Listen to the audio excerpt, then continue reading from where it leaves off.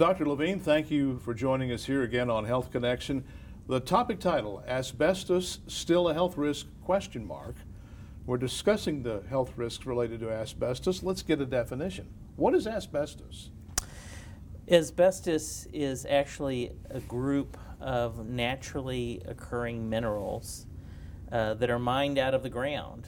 There are several of them. They have mineral names, formal mineral names, but they also have common names that we use, particularly when we think about those that are regulated in the United States and certainly in other parts of the world. You have a long history working in occupational public health. Asbestos has a long history. When did we become scientifically aware that asbestos poses a danger to people? Well, it's a really good question. Asbestos has certainly been in use for centuries because it has some qualities that are very good for a variety of purposes. Give us some examples. In the earliest days, there are stories about Charlemagne, the great conqueror, who used to actually have a tablecloth made out of asbestos, so that when he and his guests or his men would eat at the tablecloth, anything that would be spilled on there, they'd just take the tablecloth and throw it into the fire, and it would just clean it off. It would burn it away, and the tablecloth itself would be preserved. So it had some magical characteristics even as far as centuries ago. But really, probably asbestos makes one of its most significant heydays at the turn of the 19th century during the period of industrialization because it has great insulating qualities for processes that generate a lot of heat, as well as it doesn't conduct electricity very well, so it's a good insulator for electricity as well. So when did we start figuring out that it was dangerous? Well, there are those scientists and physicians who began to suspect some problems with asbestos really around the turn of the 19th century. But it really didn't make its way. There were no real reported diseases associated with asbestos written in scientific journals probably until well into the 19th century, let's say the teens and 20s. And in a more formalized sort of way, we began to observe that people who mined and processed asbestos began to develop a scarring lung disease process probably in the 1930s, and there are a number of scientific reports that were published at that time. But the health problems associated with asbestos are not of one type, and so it wasn't until a little bit later on that we also began to notice that asbestos was a significant risk factor for a variety of cancer types. That probably occurred more in roughly the 1950s, right around 1960. Is the one that we see lawyers advertising on TV a lot, mesothelioma, is that one of those? It is one of those, but surprisingly, it's not the most common cancer associated with asbestos. Probably lung cancer, by far and away, is the most common cancer associated with asbestos. The interesting thing and important thing about mesothelioma is that it is what we might think of as a sentinel disease. It's very unique to asbestos exposure. In other words, if a person is diagnosed with mesothelioma, really one should look for where in their past they have been exposed to asbestos. Okay. Recently, we heard a news report that asbestos was found in a retail cosmetic product being sold in the United States. Most Americans now probably think asbestos was long ago banned in the United States, but surprisingly it hasn't been. Why? That's correct. Well, why is a good question. Certainly there have been calls from the U.S. and worldwide scientific community for bans on asbestos throughout the world. There are still some applications for which some consider asbestos probably to be one of the best materials to actually use. So just like I suppose with anything, there is the push and pull of whether or not something should be completely excluded from use in the United States. This is not a discussion clearly about cigarettes or tobacco, but that would be another example. We know, tobacco is associated with lung cancer, probably one of the primary causes of lung cancer in the U.S. and worldwide, yet we wouldn't contemplate or we would have great difficulty banning tobacco use and smoking. So there are different thoughts about whether or not certain products should or material should be banned from use. Even in those countries where asbestos has been banned, exposure continues. The British press reported that hospitals in England have an asbestos problem, for example. An opera house in Australia revealed to have an asbestos problem. So how concerned should we, average people going about our daily lives, how concerned should we be about being exposed to asbestos? Well, like many materials that are considered to be toxic in some way, the real concern is what the risk of exposure to that material is. If you took asbestos and you kept it inside of a jar and it never got outside of a glass jar so that someone could breathe it, it wouldn't change the fact that it's toxic, but it would change how hazardous it is if no one ever breathes the material. So to answer your question, the issue of concern lies predominantly with what the risk of coming in contact with a significant amount of asbestos or a sufficient amount of asbestos might be for causing disease in individuals. And what is that likelihood for a person walking around on the street? Well, we are all more likely than not environmentally exposed to some level of asbestos in our lifetimes because it is naturally occurring in many places in the soil, and also because it was so widely used. And the number you mentioned one application quite unusual in a cosmetic material, but the applications for asbestos have been dozens upon dozens of different applications.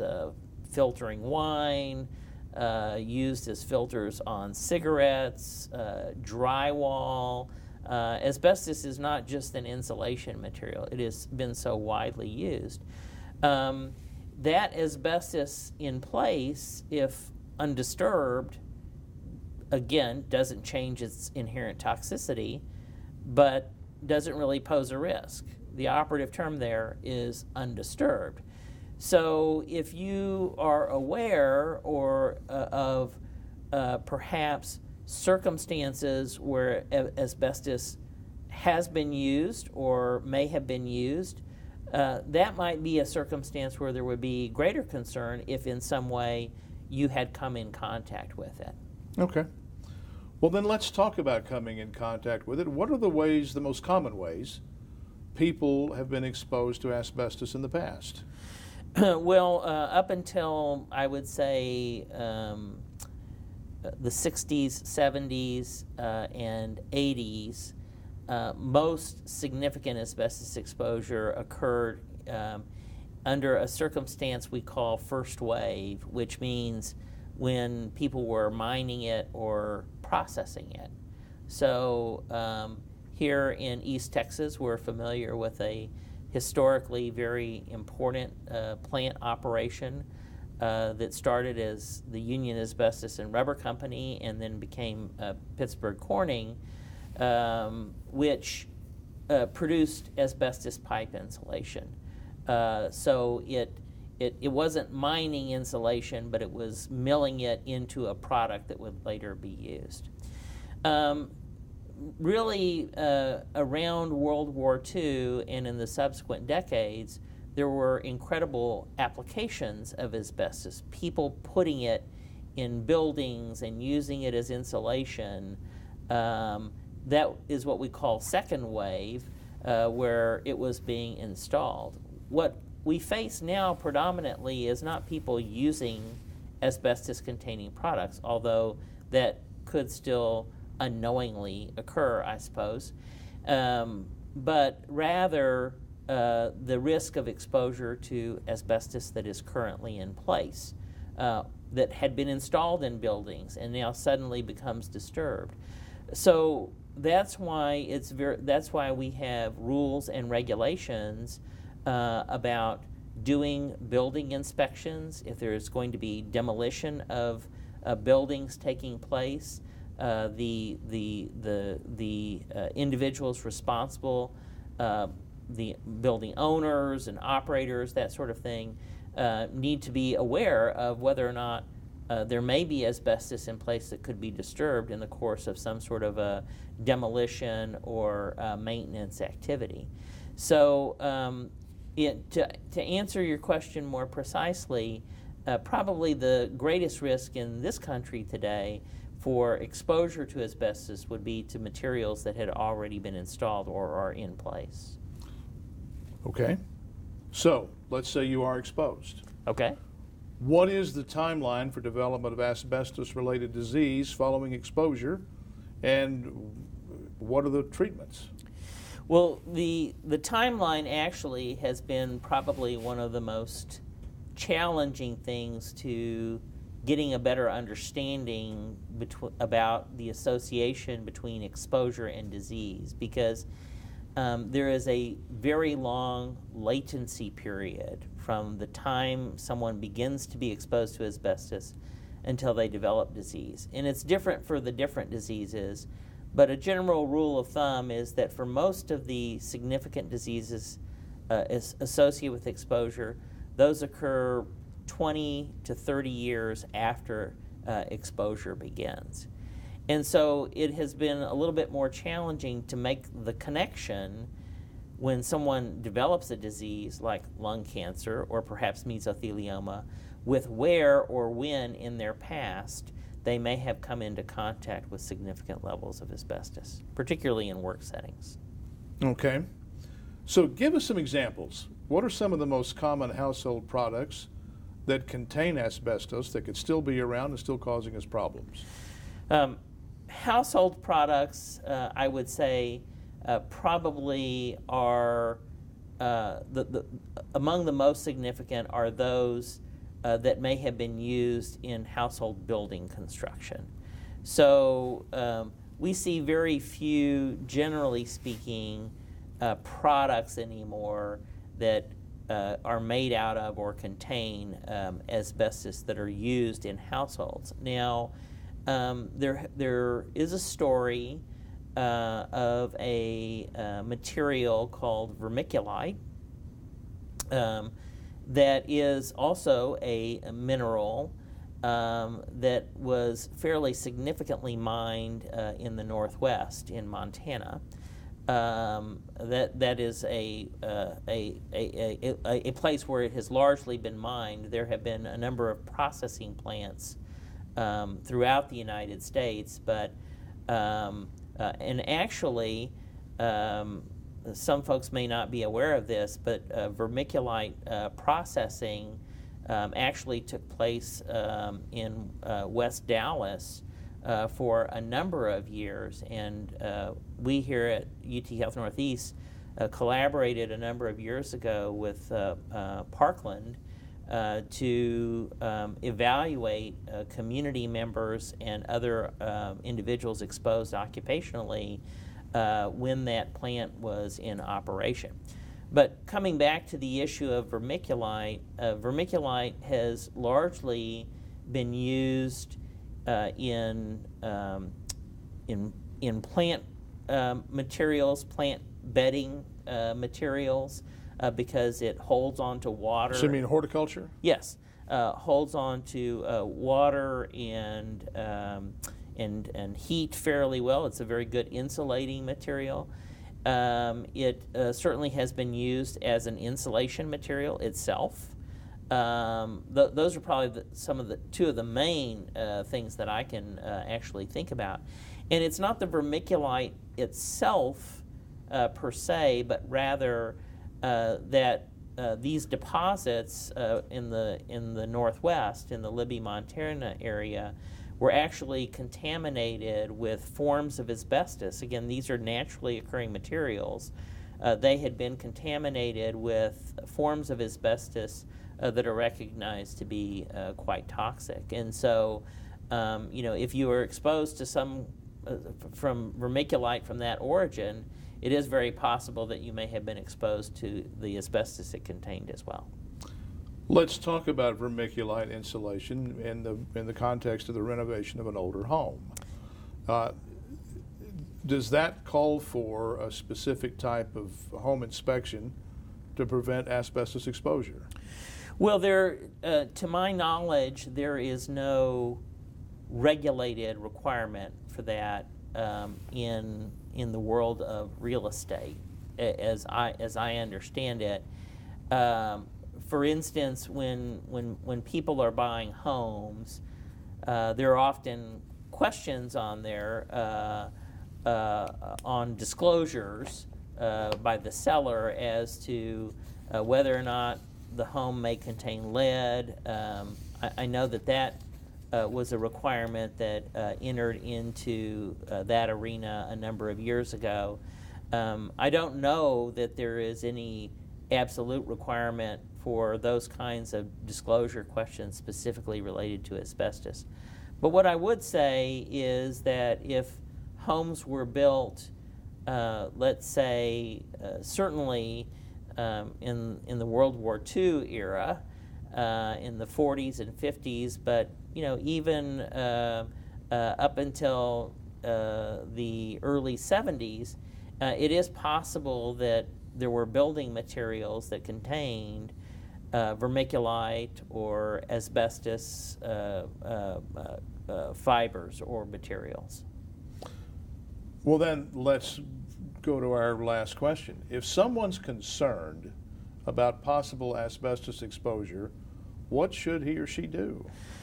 Well, I think it's important to define the context. So let's take the home, for example.